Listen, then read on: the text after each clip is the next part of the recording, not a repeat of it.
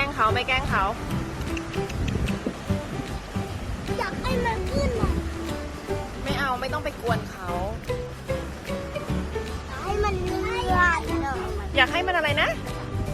ให้มันเลื่อน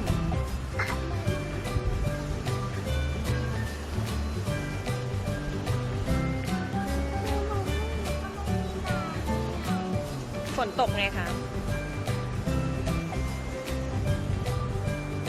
เขามีอะไร